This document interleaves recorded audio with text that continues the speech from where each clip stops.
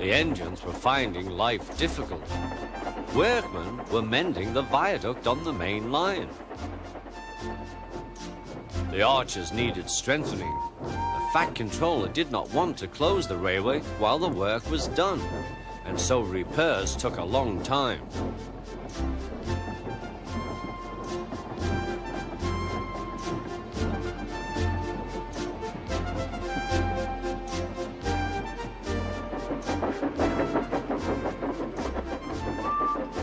The engines had to take great care when crossing the viaduct, and the delay often made them late on their journey to the junction, where they knew Thomas would be ready to collect his passengers.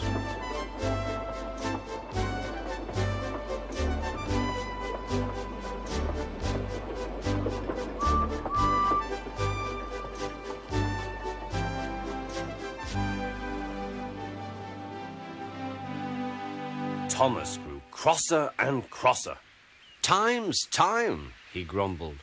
"Why should I keep my passengers waiting while Henry and James dawdle about all day on viaducts?" "Don't blame me," snorted Henry. "If we hurried across the viaduct, it might collapse, and then you'd have no passengers at all. What would you do then?" "Run my train on time, for one thing," retorted Thomas. He hurried away before Henry could answer. Bertie was impatient too. He was timed to arrive just after Thomas. His passengers found that instead of going straight from the bus to their train, they were kept waiting till Thomas arrived. Soon Bertie grew cross with Thomas. "Late again," he remarked, as Thomas panted wearily in.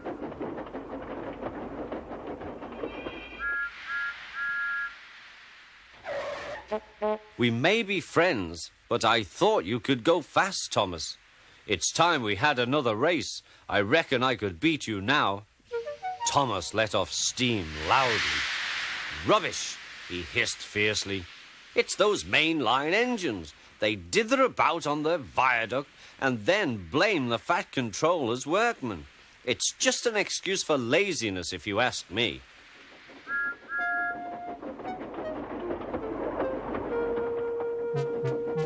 One day, James was later than ever at the junction. "I'm sorry, Thomas," he puffed. "I was held up at the station, and the viaduct made it worse." "It's lucky for you I'm a guaranteed connection," grumbled Thomas. Before James could answer, he puffed importantly away. Come along," he panted to the coaches. Annie and Clarabel did their best, but Thomas soon found that he couldn't save much time. Suddenly, Thomas saw Bertie ahead. His radiator was steaming. "What's the matter?" asked Thomas. "You should be at the station by now. You're late." "I feel dreadful," moaned Bertie.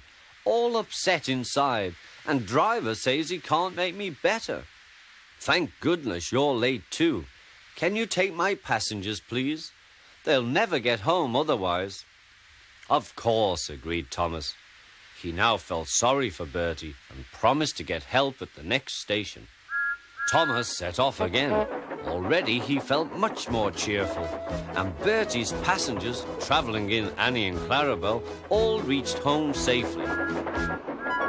When Bertie was better, he came to thank Thomas. "I am sorry I teased you about being late," he said. "That's all right," said Thomas. "I'm glad I could help. There are times when being late isn't such a bad thing after all." With a last cheerful greeting, the two friends went back to work.